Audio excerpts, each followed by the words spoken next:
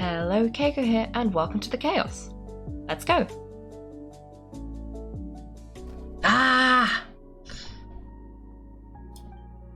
It appears the Doctor's energy signature has changed to something similar to Kuvaki, but not like the Kuvaki we're used to.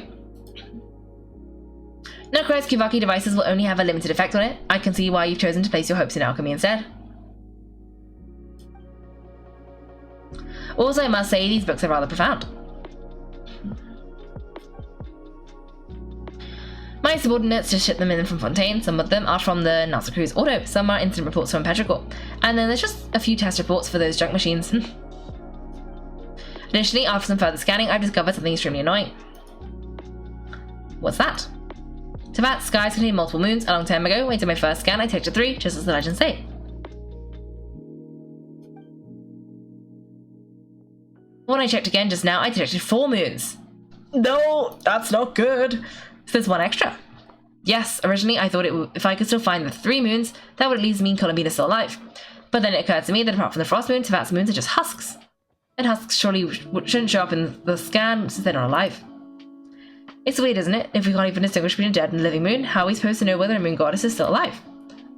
Or does that mean the moon mirrors are equivalent to the moons themselves? It's certainly possible, in which case the 4th moon you detected might be the Tory's artificial creation. So he wasn't bluffing, he really built his own moon mirror. Ugh, I'm so mad right now. It's easy to get overwhelmed when you have too much on your plate. Maybe you need to relax, perhaps try going for a walk, or simply take a few deep breaths. Nothing can calm me down at a time like this. I need more time, I need progress. Dodo, Dodo, Dodoko. It's so cute with the little wings.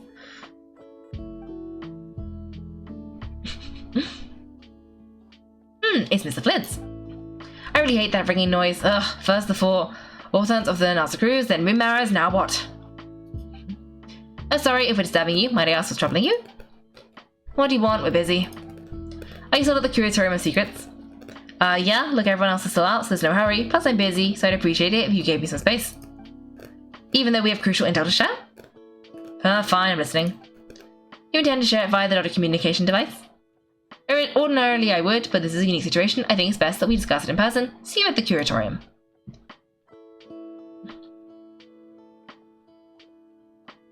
Alright then, so what's the situation?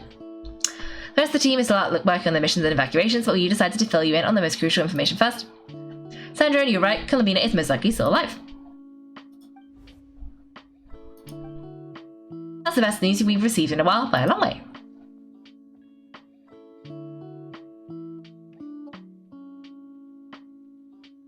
Random locations appearing in reverse order? Are you serious? Ugh, so not dying isn't enough for the moon goddess, huh? She has a show off too. Anyway, does this mean we can deduce her condition from the moon mirrors? Miss Sandrone, there's nothing wrong with simply admitting that you're happy to hear the good news. I'm not, and she's the least of our problems. We're facing a huge crisis. If she can't control the flow of time in there, she's just going to keep moving backwards. Different points in time won't intersect, and she'll never find a way out. Let's say life begins the drop of water. When did time begin? The moment the planet came into being? That's not right. Her final destination would be the moment at which the space she is in was created. It doesn't seem like we can influence that space from the outside world, so how can we help her? Also, if she's still alive, Rara and Thalindus might be too, but as far as we know, neither of them have come back out. That space may not have an exit at all. I'm afraid I must concur with Miss Nefer in this. Can't exactly argue with that. Let's leave it there for now. I've taken notes on everything you said. Will it help with your research? I doubt it's going to help with breaking the Tory's energy fields, but who knows when it might come in handy. Better to have it all written down than to try to remember everything when I need it. Alright, I need to get back to my research. Mr. Albedo has made a lot of suggestions that will require my undivided attention. Sure, I'll stay here. I have things to work on.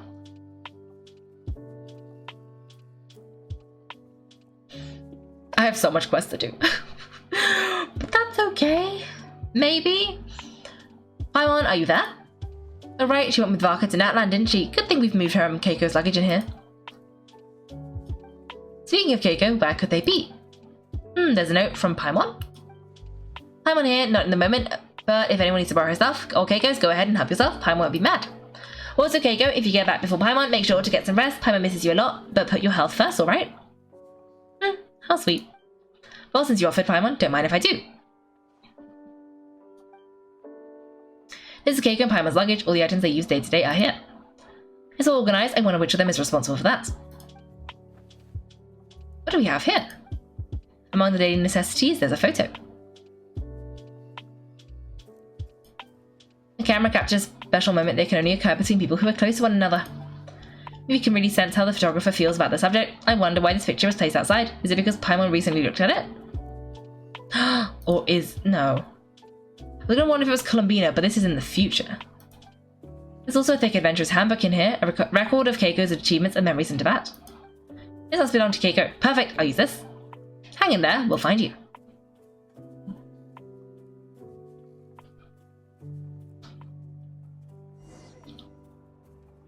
Oh! Hello? Pulonia, search keyword, world, formula, and bring me all the relevant books. What? I'm the robot? I'm so big. She's so tiny down there. Also, why is she in the flagship now?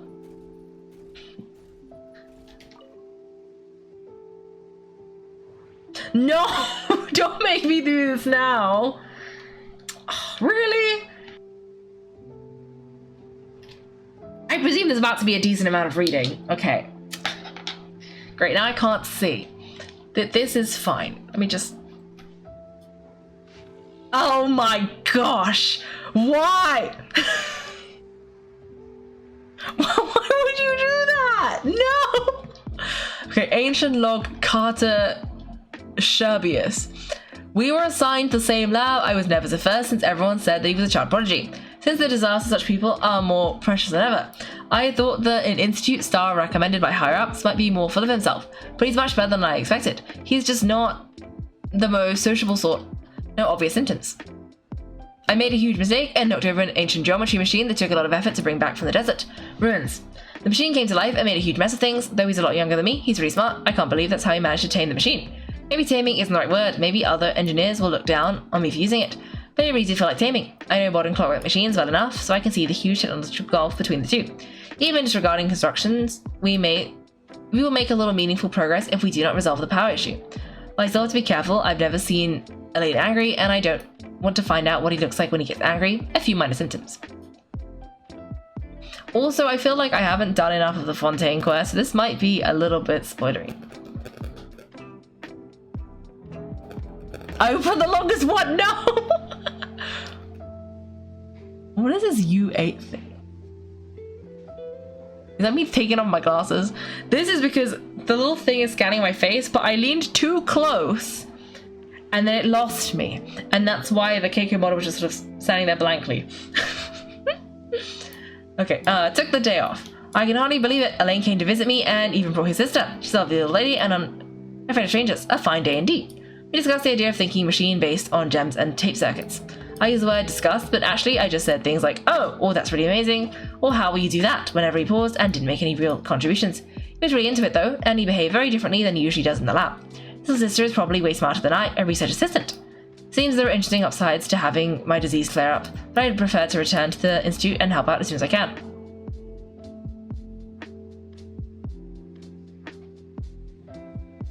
Oh. I see. The additional machines got here, the previous ones are no longer usable since they were completely dismantled. But it did clear up a lot of things, at least according to him. Something about it being driven by the elements in the ley lines, an intersection we cannot recreate with our current level of industrial precision and material science. I helped to compile the report, but there's so much I couldn't understand. Apparently lots of people are secretly unhappy that Elaine is getting more research resources than they are. But if you ask me, everyone's smarter than me, and they should all get along. We'll make the world a better place that way. His sister said that some of the friends will be joining the institute. I'm looking forward to meeting them. No obvious symptoms.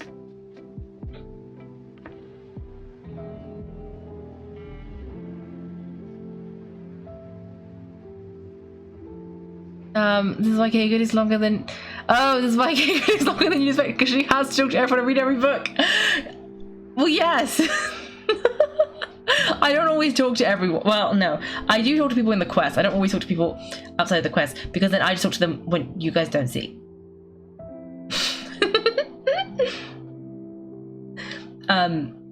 Yeah. I'm thinking... because I think time's almost up. I'm going to read these books and finish whatever this Pulonia Sandrone thing is, and then I'll, what was it, press Alt F4 and then close it. Possibly just quit the game. I don't know exactly what's going to happen, but that is my plan. Okay, where am I going? join the lab as new partners, but now their conversations are doubly confusing. Oh, I understand every word on its own just fine, but once I string them all together, I can't make heads or tails of it. Jacob is really the only one, even close to being on the same level as me. I feel ashamed just writing that, an adult looking for reassurance from a child as young as he is. I feel like I've lost all the self-respect a grown-up should have. Based on their research on prime energy machinery, seems like they decided to adopt this name. Elaine and Renee are thinking about trying to use the characteristics of Wacer and Numia to construct a new kinetic core. Few minor symptoms. My gosh, I have not done enough of that quest. I don't know who these people are. I may have contributed. Well, maybe. I went on a picnic with Elaine, his sister, Renee, and Jacob. It was technically supposed to be field research, but the idea came from Elaine's sister and me. We thought they lived all too little outside of their research, so we asked the institute's director to arrange something. Petricle's not exactly the most exciting place, but the scenery is quite lovely. Since you can see the Great Waterfall, I brought a camera from the institute to take photos for them. I do hope we'll have more outings like this one, especially since that means more opportunities to take photos of his sister. After all, Elaine is always working. Given how he will not be with his sister as she grows up, these photos will come in handy later when he begins to regret not spending more time with her. Then he'll be able to see how she was at different times, and it won't sting quite so much. If only my family had enough money for a camera. And if only things hadn't gone so wrong, I'm sure my mum would have taken lots of photos of me. Renee and Jacob like Elaine's sister a lot too. When the four of them hang out, she sometimes acts like an older sister to them, despite being the youngest. A fascinating dynamic. Seem to be interested in the ruins and the stone statues here. Renee also mentioned something about a troop and seals. And even though we went out there to have a bit of fun for once, they were still thinking about research, no obvious symptoms. Took the day off.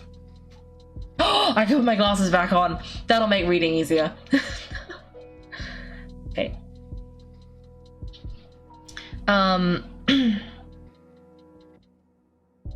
Just get the books without the glowing words. No, I can't do that. I want to know what the book's about. If you close there, you get forced into the quest when you relaunch.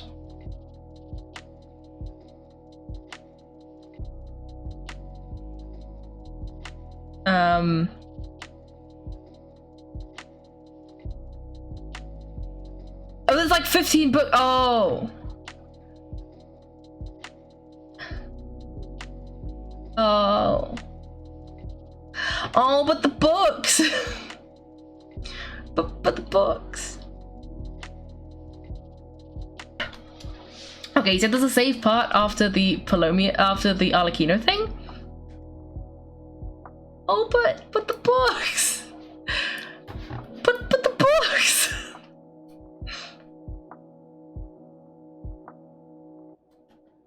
But the books.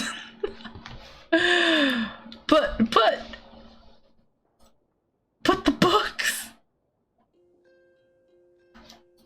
But keyword not located. But it's too late. I've committed. Can we not end stream here? Can I end stream here?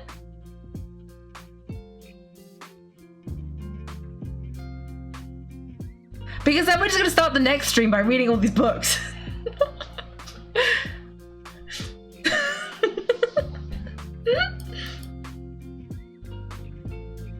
How long is the book bit? Or does it just depend on how many books I read?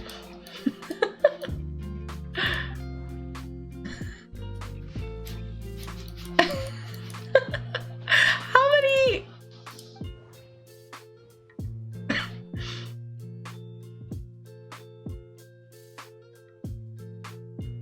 But if I end now, where's it going to put me in the quest?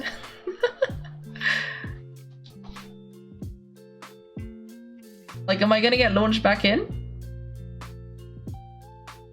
The book bit takes like 45 minutes for a Kaiko, or 15 if you skip the books.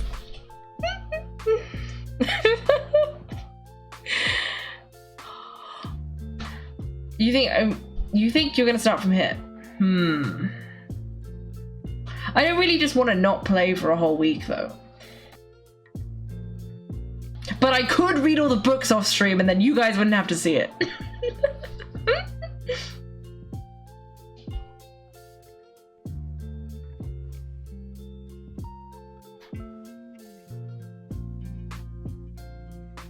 But the books! I like to read the books.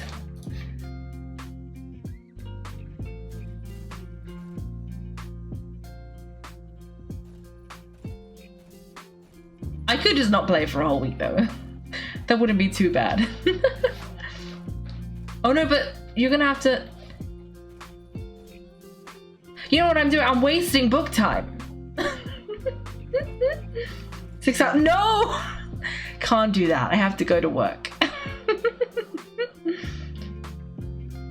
Do you think it will actually take like 45 minutes? Because that seems too long. But like, I already read like half a book.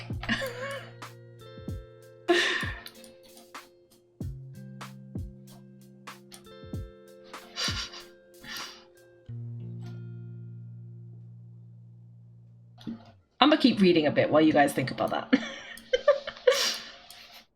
Okay, took the day off. Elaine's sister came to see me along with Jacob. Elaine and Renee couldn't make it because experience is a critical stage. Didn't have to tell me any of that, of course. That I was able to help at all despite my limited abilities is already fulfilling.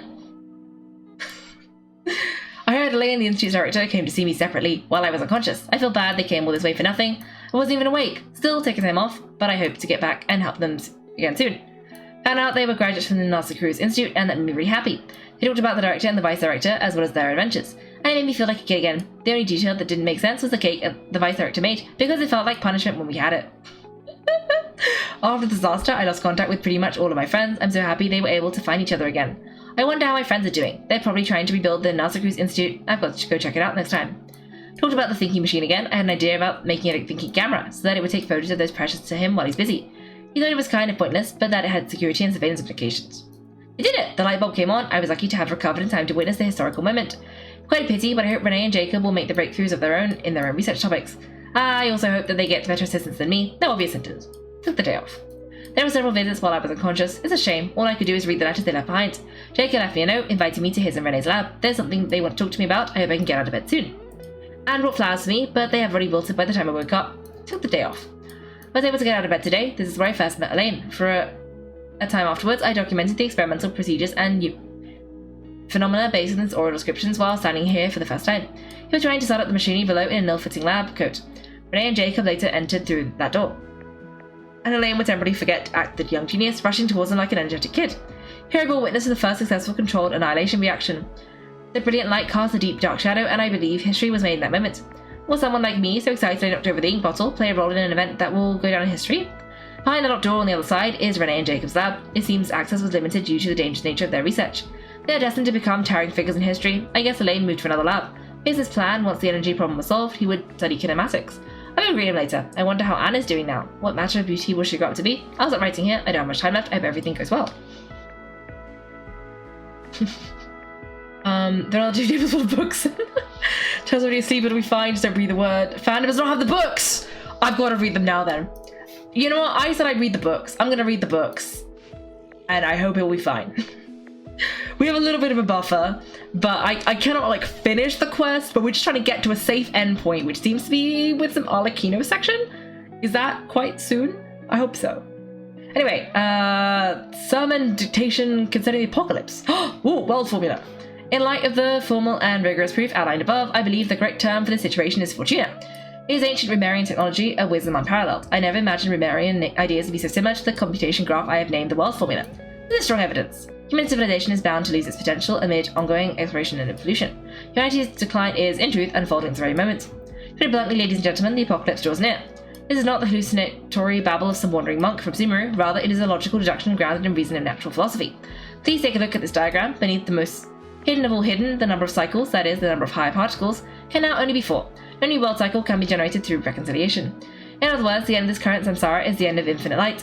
The sparks of civilization are all but extinguished unless you begin to consider introducing variables beyond the existing system. After all, the world in itself is the external manifestation of a dream, and therefore... Keyword world formula located. Wait, but we didn't read the rest. This is another save point. All it has is that during steps 2 to 15, the player will control Pulonia. Then during 16 to 18, the active character will live into trial Arlecchino. You got a loading screen before this one. So yes, Arlecchino section is after this. Wait, but as in, if I leave in the Arlecchino section, can I play the game? Or am I going to have to just wait until next week. Okay. Ancient log, Elaine guillotine. But yes, which bits yes? You scroll down far enough. Okay. My science system doesn't seem very reliable, unlikely that the power sources of those war machines can be used at this moment. Cause far too dangerous. I'll get them to try to seek out other such mysterious machines. No progress worth reporting today. Went out with Anne under my adoptive father's watchful eye to seek inspiration at sites where battles took place. Ran into Renee and Jacob. This system doesn't seem reliable. Caused some accidents, just another obstacle to overcome. It's kind of... Oh, this is Elaine's ancient log. This kind of machine seems to take arbitrary external forms. Quite interesting. Research will focus on power source. Research Prime-energy machines. Assistant took the day off. Asked Anne for help. Recommended Renee and Jacob to the director of the institute. Research Prime-energy machines. Assistant took the day off. Asked Anne for help. Suggested she join the institute, but she wasn't interested. Research Prime-energy machines. My assistant still isn't back. I'll go pay a visit. Found Renee and Jacob's adoptive father with my own adoptive father's help. Supplementary Prime-energy machines have arrived. Should be able to make progress now. Assistant seems to be in good spirits. Probably just a minor illness. Research Prime-energy machines. Renee and Jacob joined the institute. They've been assigned to my project. Field research today. Interesting machines statue. Research Prime-energy machines. Research Prime-energy machines. My adoptive father visited, but I was too busy to host him. Anne's scolded me. I'll remember to apologize next time I see him. Research Prime-energy machines. Assistant took the day off. On the threshold of a major breakthrough. Assistant took the day off. Too busy to visit. Anne scolded me. I'll go tomorrow. On the threshold of a major breakthrough. Forgot about the visit. I'm sorry. We'll invite everyone to go with me. Took the day off, assistant took the day off, went to visit, an idea, a virtual neural network based on a vast quantity of thinking units instead of the logical tree. Cameras? Research Prime-energy machines, assistant took the day off. Research Prime-energy machines, assistant took the day off. Research Prime-energy machines, Renee and Jacob went to begin conducting their own research today, assistant took the day off. A breakthrough, patent application process is too annoying. Forget it. Assistant's condition seems alright. Still a little worried, considering the gap in medical technology, advised assistant to go to Sumo. Took the day off, research machine kinematics next, must make up materials list. Visit this at a bigger lab. Has been prepared for the kinematics experiments, but I've decided not to move for now. Visit. We managed to move the lab several times, but if the lab is moved, my system might not be able to find it. A pain. Visit, move my lab. Oh, he died! The books are on fandom. But I'm reading them. For example, we left later when some enemies attacked the city, and when I re-entered the game, there was portal to stop the quest, and I started near that part. Just a few lines that started the fight again. Okay. It's just because I'm not really in a place. Oh well.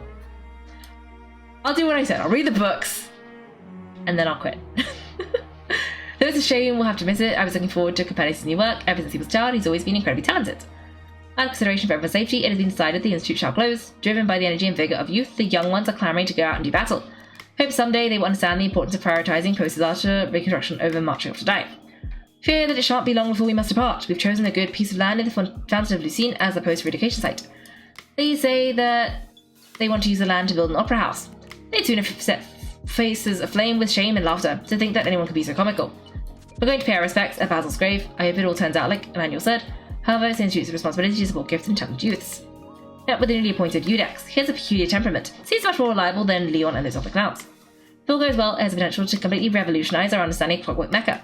The proposed methodology and plan are reliable, worth paying more attention. Results of our early phases have been satisfactory. We will increase our investment. Carter's leave requests have been increasing in frequency. Might have someone keep an eye on him. He may be having financial difficulties. Not like it's possible for it to be a family matter. After some consideration, I've decided to enroll them and temporarily assign them to the same lab. However, I am concerned about the impact of their joining after relying on the mental state of others. Must keep careful watch. Still unconscious during the visit, so couldn't speak, decided to take a blood sample and see if there's a cure or a way to mitigate it. Though the proposed research plan is expected to face challenges in obtaining recognition, I believe it holds significant practical value, so justifies approval. Toxins remain in the soil and water and have not yet been fully neutralized. The water is producing deformed oceanids. In a way, this could be a reflection of previous events. I just learned that these are Carl's adopted children. It's a shame the Nazi Cruz Institute no longer exists. This could be the biggest breakthrough in a century. It will change all of society. The report mentioned normal movements. I'll have to find a chance to talk to Manuel about it.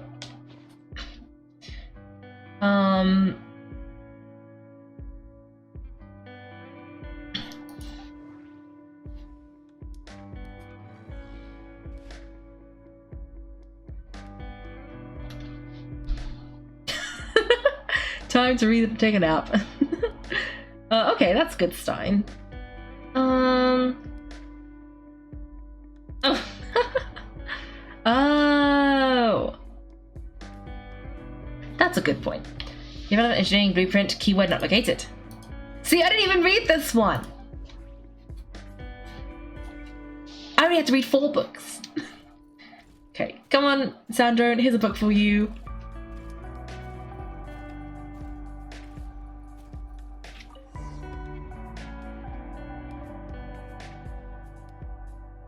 Let's see, this one is Automenqui's Sermon Dictation concerning the apocalypse. I believe the correct term for this is Fortuna. This was an ancient Romarian technology, a wisdom unparalleled. I never imagined that Romarian ideas would be so similar to the diagram I have named the world formula. This is strong evidence that human civilization should gradually shed possibilities as if to continue explore and evolve. The end of humankind may well be upon us right now. Dark civilization shall run out unless we consider introducing variables from outside the system. Variables? Surely that can only mean one thing. Descenders? Dotori likely captured Kaiko because of her descender status, but the Three Moons Authority comes from the world itself. Why would Dotori need anything beyond that?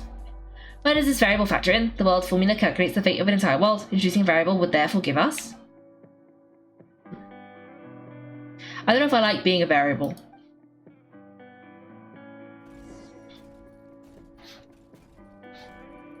Pulonia search keyword pathway and bring me all relevant books.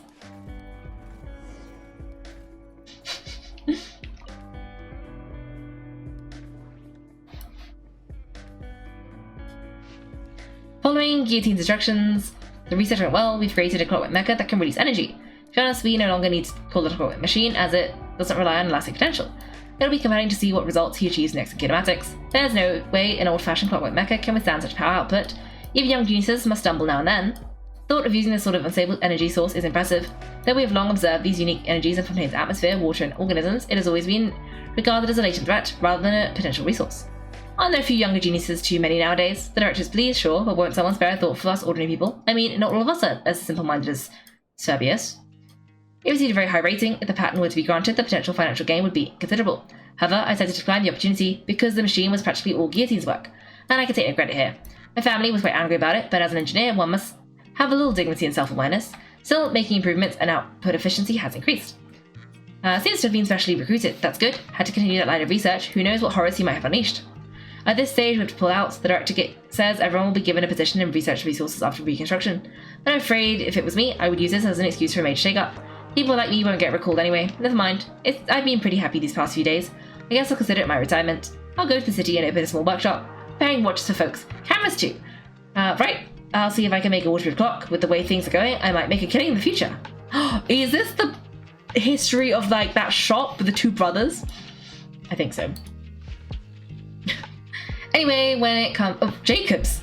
When it comes down to it, our research directors are different, so I applied for a new research lab with the director. There's nothing for it anyway. Elaine is incredibly intelligent, but he only trusts himself and doesn't trust our observations or accomplishments unless he reaches the same conclusions through his own calculations. Well, it's okay. Since Elaine is making the world a better place than his own, I trust him because that is the world that Anne lives in. Even though the Institute is full of people, I don't have many friends besides Carter. It feels like everyone kind of dislikes us. Renee managed to acquire something powerful to research. Apparently these appeared after the disaster and are very dangerous for most people, but I feel okay. Maybe my constitution really has gotten a lot better. I helped Renee out. When I visited him, I found out he also attended Natsuku's Institute. We didn't tell him about the vice director abandoning us, or it would have made him sad. If only we could have helped him just like I was helped.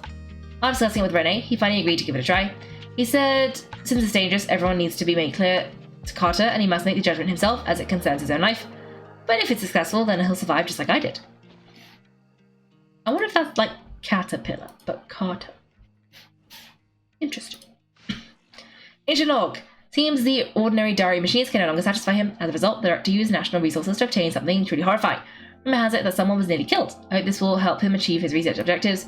They even got him some rare diary mechanical parts being studied by Subaru researchers as part of the package. Things went out of control for a 3rd time. Guillotine may be willing to risk his own life, but that doesn't mean the rest of us feel the same. I came up with the emergency damage control strategy, and I hope we won't need to use it before he finishes his kinematics research. However, given his personality, it seems unlikely he'll ever truly complete that research.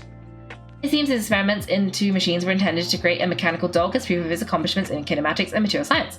It's actually a good idea and could be showcased in the city, and the creature is much more personable and likable compared to the automated turret next door. At least he lived long enough to be poached by the March-Juice hunters. It wasn't easy for us to survive this long either, but what will we do with this blasted killing machine that can repair itself? Whatever, that's a problem for future generations. That doesn't sound good. Okay, we've got 2 more.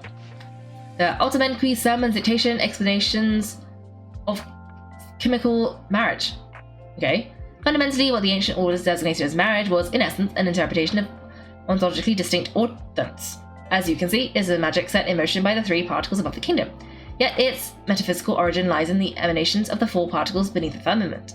The alchemists of Conria are prone to disregard metaphysical sentiment and effect, perceiving instead the gold of the ignorant within the material world. It is for this reason that their crude inquiry cannot be compared to the great undertaking we are to achieve today, one that is founded upon ancient Romarian-style theory. 3 pertains to appearance, while 4 pertains to the intrinsic. 7 obtained through their overlap and constitute the number of paths of vertical transcendence. We designate this process of overlap as marriage, for the union of the 2 through a mediating medium is akin to the matrimonial covenant of those bound in mutual love. Observe and complete the pathway displayed in the guidance diagram. Deconstructing and reversing its effects could generate potential ideas. Nevertheless, there is one thing everyone must keep in mind: solve the first half of the equation, leave the second unintact. But you have all in the clear light, and some, though not all, in the dark. That is not because they possess any sanctity that renders them untouchable, but because they offer no benefit whatsoever to the world formula. Only mediocre minds, foolish beyond a certain measure, would actively seek to trespass upon such prohibitions, because in the eyes of the ignorant, taboo and precious are semantically identical. They fail to recognize that, in most cases, taboo, like convention, lacks merit for deeper inquiry. Take heed, what we speak of is the act of overlaying your dreams upon the dreams of gods, or of overlaying your law, your will, and the starry sky upon ineffable sacrifice and despair. We do not speak of following emanations to achieve ascension to the ranks of gods. This is a base dream doomed to perish within an eggshell. What I aim to teach you all is the principle of transcendence, the infinite expanse, and the innumerable stars within it. You too must act in this manner, unbound by any constraint. To choose division for the sake of convergence is the necessary path of marriage. At its core, magic is the science and art of effecting change according to the consciousness. Marriage is the instrument through which the art is realized. It's neither the subject that creates art, nor the object that the art is created upon. The subject is always, and can only ever be, consciousness itself. One who is free from the weaknesses of consciousness bows neither to the gods nor death.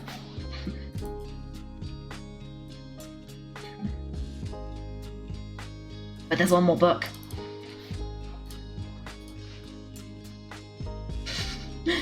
About the Golden Troop. Comparative studies have been conducted on the surviving ruins of ancient orders from across the land. While they wore different names, scripts and images left behind support the conclusion that they share the same origin. Ancient scholars believe that all arcane arts originated from a pre-Romarian civilization, a belief that now seems to be much more than mere speculation. Fortuna seems to be the name of a symphony. Romarian musicians call it the musica mundana, or the music of origin. In their eyes, the rise and fall of civilizations, as well as the fates of mortals, are all orchestrated by the movements of a symphony. When a civilization perishes, a new one is always born in its wake. Their philosophical system is complex and enigmatic, bearing almost no relation to modern Fontain's natural philosophy. However, this is hardly surprising. According to historical records, after Romaria was brought to ruins, the refugees fell under the Locknight Araneas' sway. They willingly forsook their ancient faiths, tongues, and writings, embracing a life of devotion to the gods as our forebears once had. I hinted at the matter to the Golden Hunter in an oblique way, since the Marshes hunters who first pledged themselves to his cause were all descendants of the Locknights. Praising the benevolence of Araneas seems like the safest approach. I inquired about his knowledge of natural philosophy from that era. He was silent for about a half minute, then told me not to probe too deeply into those ancient philosophies, saying there was a reason they had been forgotten. Still, as a gesture of gratitude, the Golden Hunter was willing to tell me the names of these patterns. The seal of chemical marriage. According to him, this symbol was even older than the Romarian civilization itself, and was one of the gifts bestowed upon King Remus by the Golden Bee. What exactly those were remains unclear. The rise and fall of empires and civilizations, the ascension of mortals, and the emanation of light. What is that? Even dreams of surpassing the gods. What is this? All of this can be represented by this formula. I cannot understand it all. At all. He declined to elaborate, and so I can only recall these materials here, and as they were told to me. I hope that those who come after might one day decipher their meaning. Okay. I got my book. Where it becomes playable, he looks cool looking. Yeah. He is quite cool looking, but he's kind of terrifying. Ottomanki, Sermon, Dictation, Explanations of the Chemical Marriage. These titles are pretty esoteric. Observe and compute the pathway displayed in the guidance diagram. Deconstructing and reversing its effects could generate potential ideas. This is one of Renee's draft lectures. Deconstructing the pathway. I suppose that could lead to a breakthrough.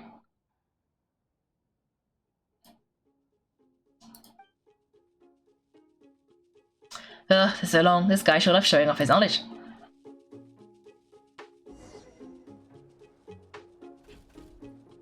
Pulonia, search keyword tree model and bring me all relevant books.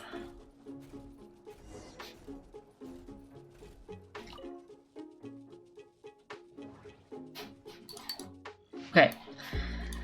Oh, this has 3 pages. History of the Decline and Fall of Remeria, Collected Edition. The ocean gave birth to all, yet also devoured everything. Legend has it that in the first era, the earliest peoples were self-supporting in their virtue, needing no laws or authorities. The envoys of the heavenly city walked the earth, and with their guidance, the people enjoyed enduring peace, prosperity, and abundance from the ancient days. This heavenless reign lasted countless generations until people grew tired of their inscrutable eternity. Their offspring ceased to listen to the oracles. Instead, they desired things never promised to them by the divine. Trying to break free from their fate, enraged by their behavior, heaven sent gigantic waves to smash the settlers' cities. 100 days of rain came afterwards, and the roaring tides drowned all sin and arrogation, and thus were the early peoples brought to an end. When the tide receded and the earth was revealed again, no cities nor civilizations now stood above the high waters. Survivors and newborn alike lived amongst the forests and the rivers, shorn of all knowledge and wisdom. Human lives were no different from those of wild animals on the earth or in the sea, driven on by the laws of nature, muddling through time and with neither beginning nor end until years passed. The throne of Gerbad was established and overturned in the far south, and the noble kindred of the east once reached the rim of the high waters, all while our ancestors remained bound by ignorance and superstition. Civilization and order were finally restored to the land named Fontaine the day the great King Remus ascended upon Meripus in his golden fortuna. He taught people how to farm and raise crops in the land, and built temples and cities with giant rocks to house people. Most importantly, it was he who spread the beauty of music and art, which differentiated humans from other living things, causing them to see themselves as masters of all things. With his immortal fleet, Remus conquered all the islands on the high waters. Even the great dragon beneath the abyssal depths submitted to his power. Those were the best days since the end of the earliest peoples, and the eternal prosperity seemed so near at hand. The God King and his people indulged in these sweet dreams of carefree lives and fantasies of never-ending progress. However, the seers prophesied discord. The greatest empire will face the most utter destruction, and this is Fortuna. Thus did the God King derive the primordial plan from the 7-day rotation and the flowing winds of sea and land, and compose a harmonious symphony of prosperity. He believed so long as all the cities echoed with his greatest of songs, they would escape the judgment of fate and at last reach the land of eternal bliss. But thusly do the ancient writers concur.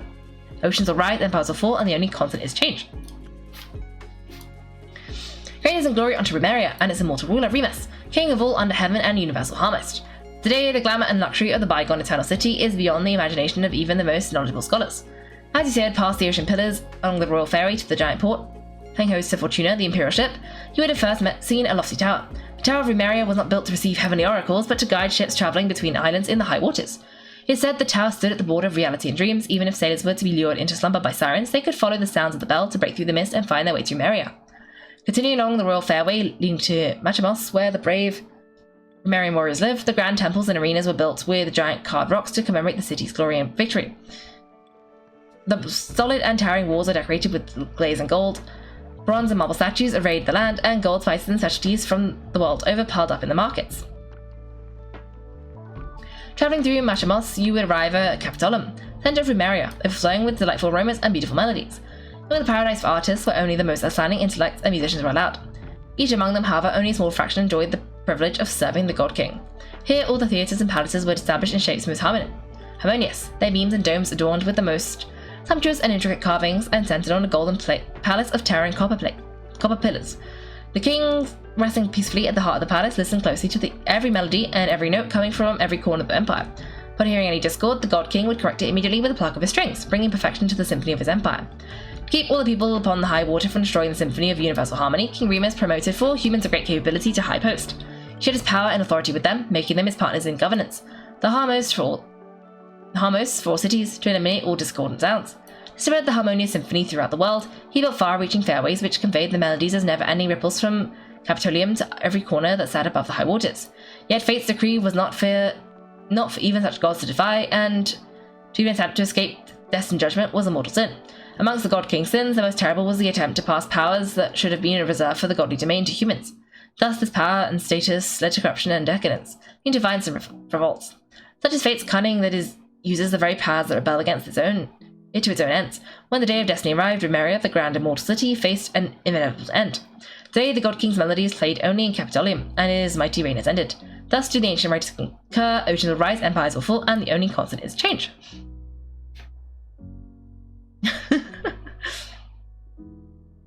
Oh.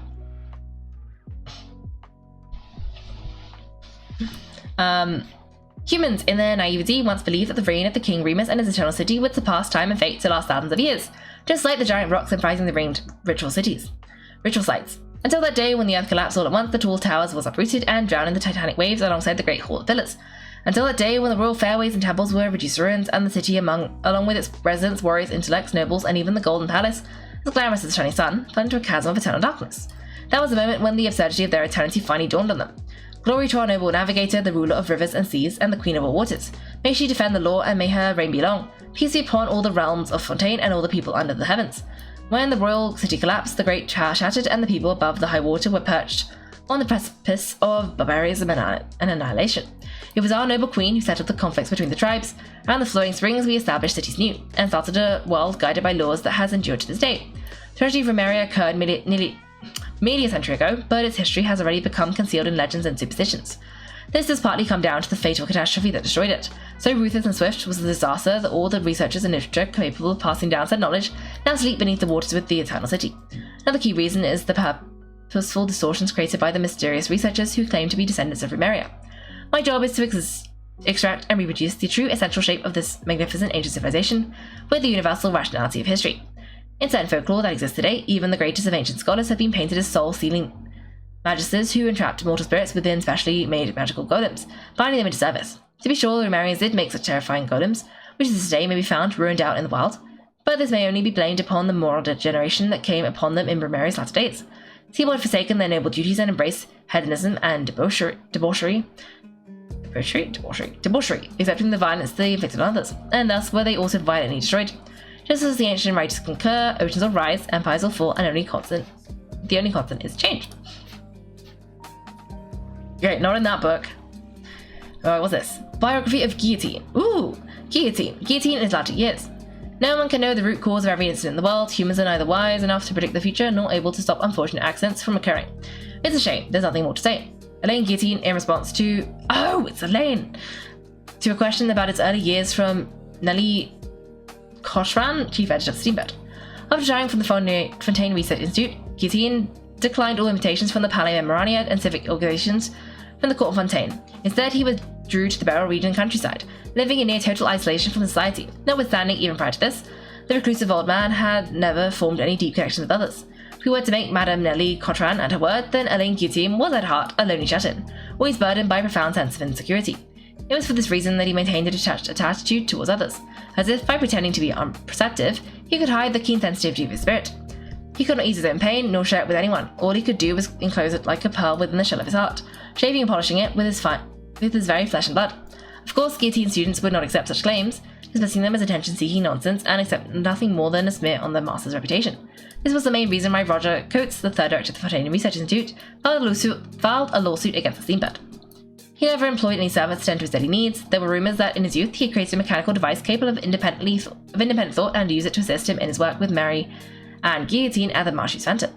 As a result, he has no need for servants. He only needed to create more of the same device. However, such claims were clearly at odds with the facts. Personal effects that Guillotine left behind after his death include nothing of this nature, and so-called mechanical devices capable of independent thought are entirely inconsistent with the ideas he expressed in his manuscripts, as he wrote in Hierarchical Calculating Machines and Intelligence. The real question isn't whether machines can think, but whether humans can. Fontaine Natural Philosophy and Engineering, Science Press, 3rd edition, section 13, page 5. We have every reason to believe that whatever contraptions Guillotine crafted in his workshop in his latter years were deliberately destroyed long ago. After all, it's hardly uncommon for an engineer to discard their designs. Popular fiction has offered many flights of fancy about these contraptions, yet all such tales contradict the surviving evidence. Nevertheless, we must recognise that as a cultural symbol, Elaine Guillotine's posthumous work has been instrumental in stirring the imaginations of the young. Irrelevant mechanical blueprint, keyword not located. Book. Okay, Time Tracker, collected edition. This is a story from many years ago. After the evening banquet, Miss Aviva, who today would be Lady Nen, was as always theatrically grousing to us about the all-too-swift march of science. Though her grasp on engineering is even less firm than her knowledge of Hatsumi Island's soil quality, and of course she knows nothing about the latter either, her self-proclaimed interest in engineering was in vogue amongst some ladies and gentlemen at the time. Our ancestors had already conquered this land thousands of years ago, she said as she cleared her throat, twirling her jade-plumed and blue-gemmed-crossed folding fan while endeavouring in vain to wear a visage of despondency. And a few hundred years ago, they conquered the oceans with ease using new diving equipment. Today, some no young folks have suddenly got it in their heads to use so-termed gravimeter to break free from the Earth's shackles and conquer the skies, and surely I fear their dream may yet become reality in the near future. Indeed, it is just as you say. Humans, what a mighty and energetic species. With such great wisdom, no matter the circumstances, humans ever seek to change their living conditions with unimaginable passion, the Steamboat's editor immediately opined. In truth, when it comes to mechanical engineering and theory, humanity is already on par with the creator. They have conquered most of the natural world, and by their will, they can shape the world anew. Ah, that's not what I meant to say, Miss Aviva said with an affected sigh. Those distant and dark unknown continents, those ruins hidden deep beneath the seas, all that romantic exploration and trailblazing, such great achievements, that which has put the glorious achievement of our sciences and reasoning on full display, have all become lost to our civilization. Our forebears reached too high and achieved too much, leaving too little for us to explore or conquer. Could there be a sadder fate to befall these ladies and gentlemen amongst us who were born to crave the exploration of the unknown? Here her pretentious invocation of the legendary King Argadai's words seemed to attempt to prove how truly this state of affairs hurt her. However, everyone simply sat around lazily, and most giving polite nods. Lady L lightly yawned. Seeing how no one answered, Miss Aviva's enthusiasm faded, and she proceeded to switch the topic to next week's ball. This was evidently a more popular topic, and the stiff atmosphere once again grew lively. Monsieur Rattard was just about to regale us with a tale he has heard in Sumeru regarding a tower, a mage, and a glass ball, but before he could begin, Mrs. Sarek, who had remained silent until now, interrupted. Good Miss Aviva, the things you said certainly left an impression on me. He lit a cigarette. However, you need not worry, there is still one space as yet to be subdued by humanity. Indeed, if the required techniques do not emerge, I fear it never will. What is that? Rattard said, a sudden look on his face. He had been so very confident about his monkey story after all. Time. The room fell silent momentarily before all present broke out into laughter. What a preposterous talk, Dr. Herrera declared, trying not to laugh. Firstly, how can time be considered a part of space? Can you separate yourself from time and exist independently in space alone? What do you mean? I mean to, at this moment, still be speaking to me, and in the next disappear without trace. Is that possible? He waited for a moment, as if waiting for the answer to think. Obviously, anyone with the capacity for rigorous thought would know for certain that much like length, width, and height, time is also a dimension of space. As such, it is a part of nature and can thus be conquered. Utterly preposterous, the doctor muttered, but did not refute the statement. I have been involved in research of this sort for some time, he continued, and I have come up with a machine that can allow people to travel through time as they please. The machine will be ready in 2 months. At that time, Miss Aviva, I invite you and all the ladies and gentlemen present here to my workshop to bear witness to humanity's next great achievement, the conquest of time. Miss Aviva did not speak. In fact, from her expression, our noble friend did not understand Mr. Sarek's words at all. My gosh, this is taking a while. But I'm almost done. 2 months later, we, the Steamboat editor, the doctor, Mr. Revelio Olivia, and others who attended that evening came to Sarek's workshop as agreed. Banquet. Miss Aviva was not there, for she never had much interest in such things, but instead found more meaning in attending a social ball at Salon Caritat. Surprising, Sarek had grown older and more frail in just 2 months. The dim light of the lamp, his once enthusiastic, arrogant expression had hardened into something indifferent and solemn, almost like the emaciated aesthetics of Sumeru. He welcomed us to take our seats, speaking in a calm tone. Well then, how is your plan to conquer time progressing? The Steamboat editor asked directly. Where is the time machine you spoke of? Sarek did not reply. Instead, he pointed to the desk next to him. Our gazes followed, and in the middle of that table was a gold-plated, whale-shaped model airship about the size of a small clock. Even a non-professional eye could readily discern the model was of exquisite craftsmanship. Beneath its clear crystal shell and indistinguishable and formless colour flowed ever so slowly, glowing faintly in the lampshade's shadow. So the doctor said, it took you 2 months to make this little toy that would amaze even Leport's artisans?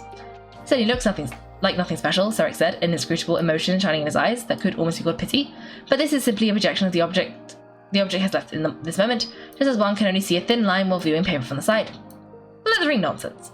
For some reason, Sarek did not refute the statement, merely asking us in a calm tone to hear him out concerning his time travel experiences. We agreed, and so he began to tell the story I shall now relate below, without interruption from beginning to end.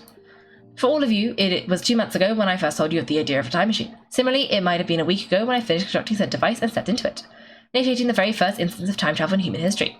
The strange sensations that came over me as I travelled through time are beyond words, just as there are no words with which we can impress the star's brightness upon a blind person. About 20 minutes after this, though describing time travel by using subjective time is quite meaningless, the machine ceased operation. I looked about me then and realised that I was in the Remarian Imperial Settlement.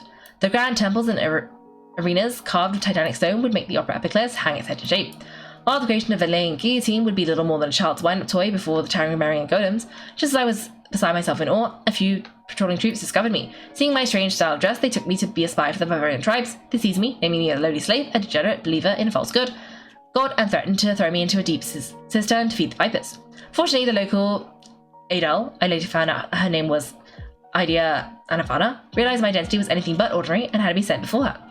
She endured my calamitous grammar and catastrophic accent. At that time, I could not even pronounce Remuria. I thought it was Rumeria. With it coming out something more akin to Emuria, while asking me many questions, which I answered truthfully. Quickly she accepted the fact I was from the future and showed me a stone slate the slaves had recently dug up. The slate was a perfect square, each line and column engraved with 7 symmetrical sequences of symbols. They were not in Romarian script, but rather the characters we use today. Regardless of the manner in which the text was read, or the order or direction, the information within the text did not change. It was an elaborate riddle involving dogs, pastures, cyan finches, the summer rains, the songs of the roses, ritual tiger stripes, and the ordered patterns of rocks.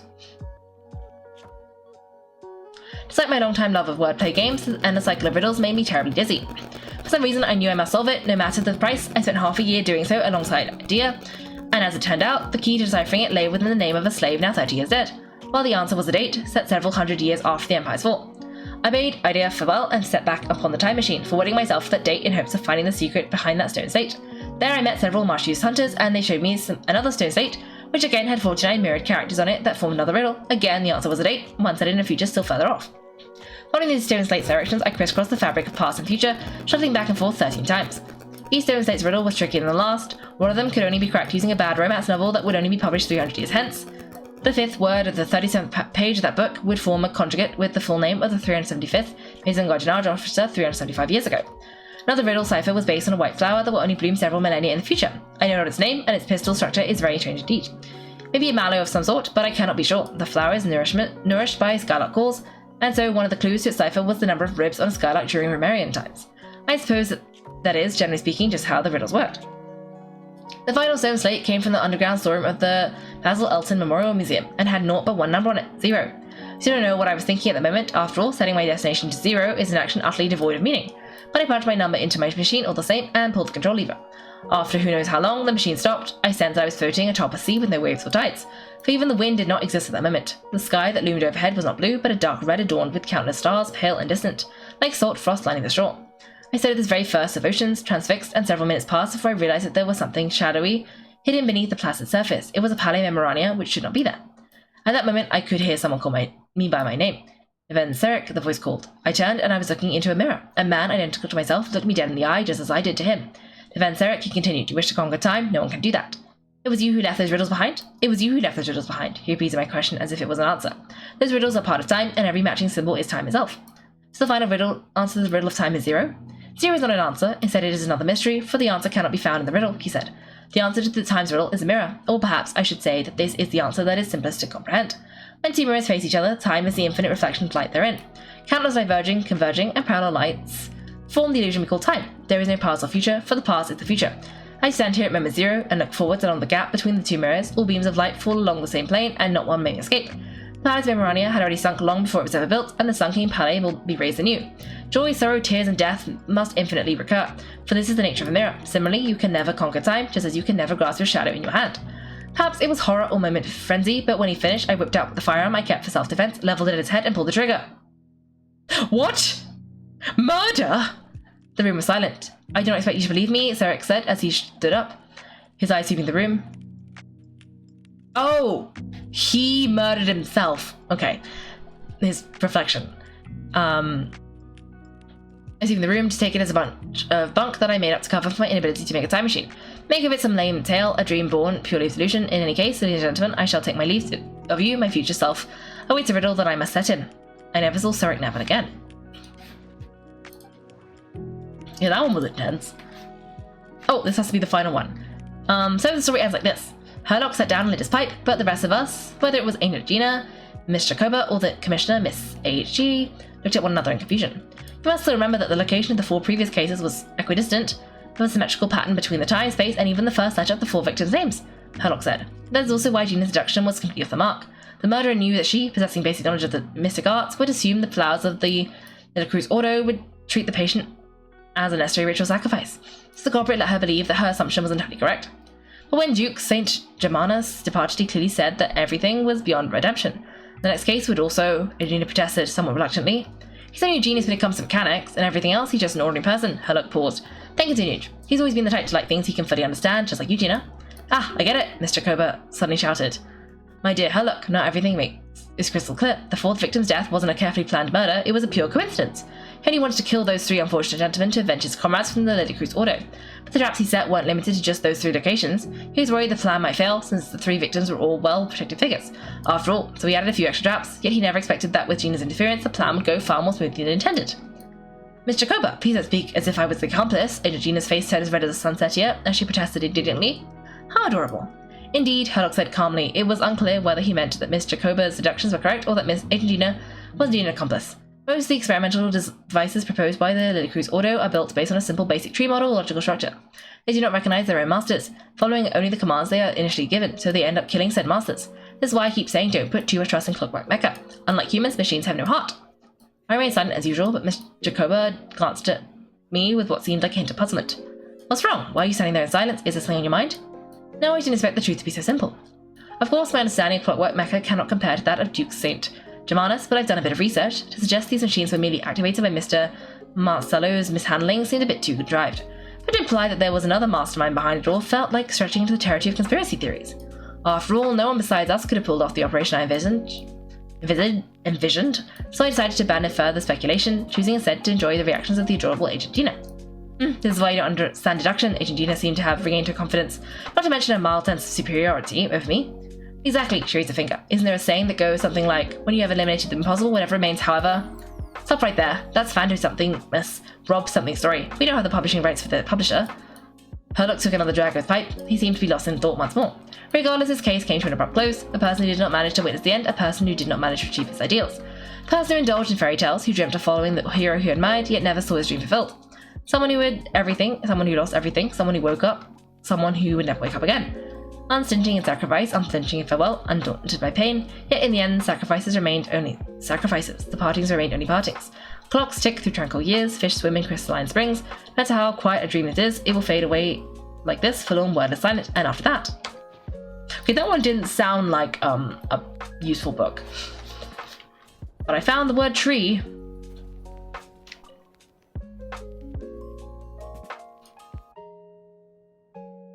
Most experimental devices proposed by Lily Cruz Auto are built based on simple and basic logical structure of a tree model. The Cruz guessed they were trying to cover up the name of the Nazar Cruz Auto. When Duke St. Germanus departed, he said, it seems that there is no going back. Alas, he's only a genius when it comes to machine. All other things, he's but ordinary. Excuse me, I'm sorry, that's just ridiculous. What kind of book is this? Great Detective Herlock, The Alchemist, and the Clockwork Saint. Is this a novel? Come on. Still, the author swears they knew Renee well. Whatever, I guess it's not beyond the realms of possibility that Renee could say nonsense like that on occasion. Memory, wishes, souls, and persona.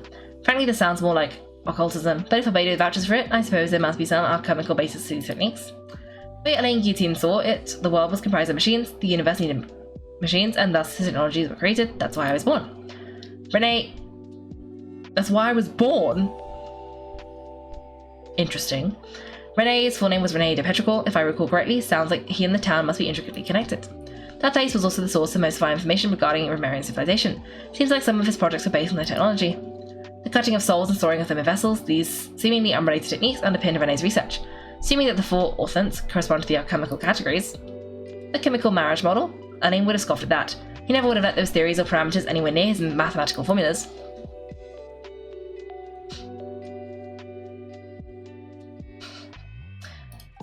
That was Elaine's view on Renee. I knew he mentioned the name, albeit very rarely. And I remember, Elaine's old notes are here too. They mentioned Renee once. Renee seemed most out of sorts when he spoke to me, and lack of sweet foods has dulled his mind. I should think, either way, his words are not to be believed. Yep, that sounds like Elaine. My subordinates actually did a half-decent job digging out all the materials. Makes a change, good for them. Some of Elaine's old files are completely consistent with these records. He must have gotten them from the Tower of Gesalt. I never knew he got his hands on Renee's records that early. He may have kept them, but he never even attempted to use them. Didn't believe a word they said. Come to think of it, Renee's world formula was filled with calculations of constants. It shows he believed the fate of the world to be predetermined. As for Elaine... it's been too long, I forget what he said. What would he have said? A guy like him, fervent believer in machines, but not headstrong enough? The world can be changed, it is worth preserving, yes, that's how I used to think at least. I agreed that procedure saved the world, yet the scale of the world's fate proved too enormous. The result was beyond his ability to calculate.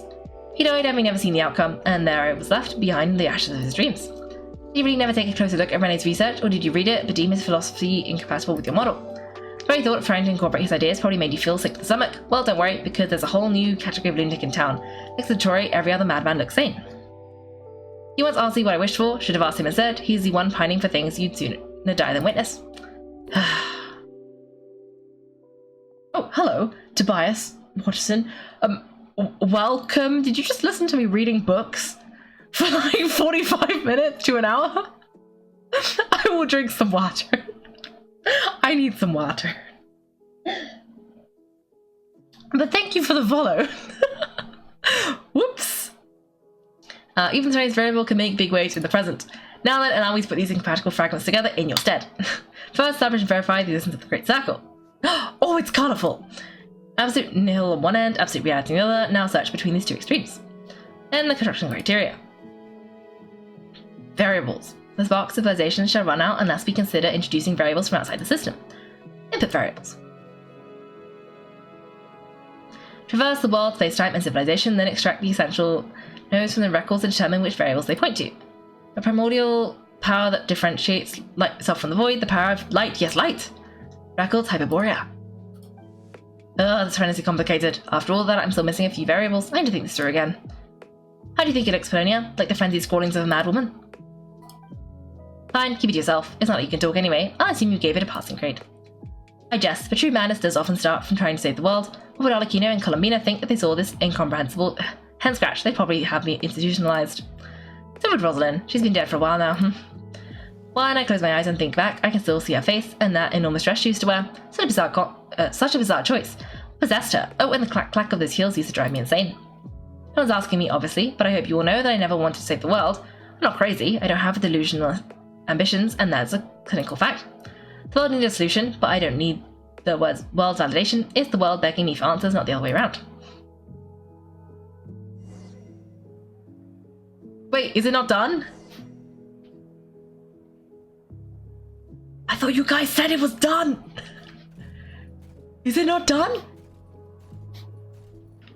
Hello?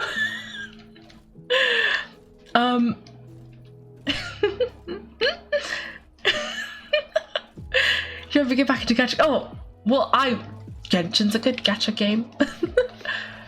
Would recommend. Well, not if you don't want to read books for 45 minutes. Oh, okay, stretch. I can stretch.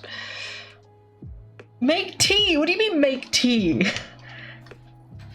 Where am I meant to make tea? You guys didn't tell me there was tea.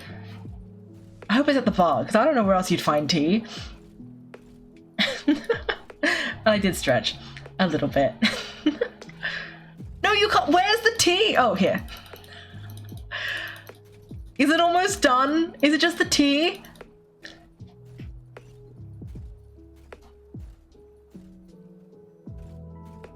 Yes, okay, good, because we were supposed to stop about an hour ago. Don't tell Child of Peace.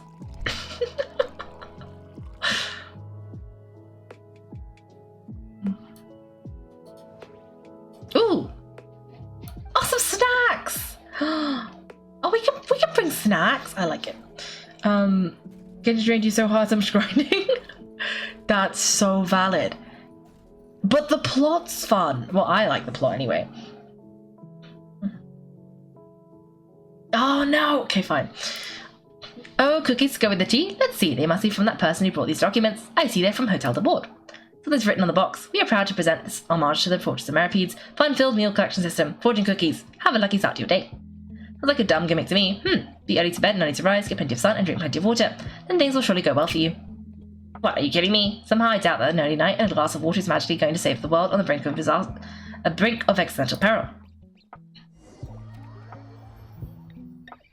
Okay, so I have to do the dialogue part?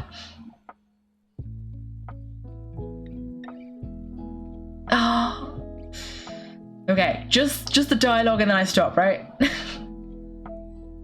I gotta call the quality of life Honkai has that Genshin should have. Huh? What does that mean? I have not played Honkai. Lady Arlecchino, word has reached us that Lady Marionette's troops are all in position. They are ready to act as soon as the order is given. Excellent. The only thing is, there are fewer in number than we expected. It looks like many of them must have lost their lives at the hands of the monsters released by the Doctor. Can't be helped. Allow them to join our ranks and keep in contact. As you wish. Okay, before we go, I think... Wait, Child's gonna be here? I'm getting this teleport waypoint.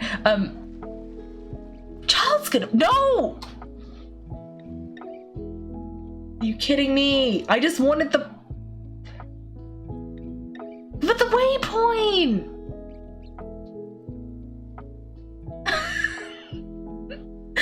Can I quit it here, or is this gonna be a problem? How much does this... What have I done? Help! You can't get waypoints so much. Okay, fine.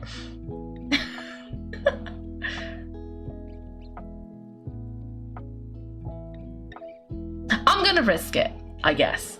And if it doesn't work, then we're just gonna not play for... What was it? Is it LF4? That didn't do anything. It's been a while, Akina, you look great. No, okay, it's just opening new tabs. That's not helping. Oh, maybe I have to press the function part of F4. No, it's just opening new tabs. Okay, that's fine. Ooh. Oh. Well, that quit it. Whoops. I did that by accident, but it's okay. I closed Genshin successfully. I did press Alt F4 and yeah, Genshin's gone. That's why it's black. Okay, this is fine. Thanks for watching, everyone. If you've enjoyed the video, make sure to like and subscribe. If you'd like to see me play live, then check out my Twitch channel. You can find me on Wednesdays and Sundays at 8 PM GMT. Thanks again and have a great day.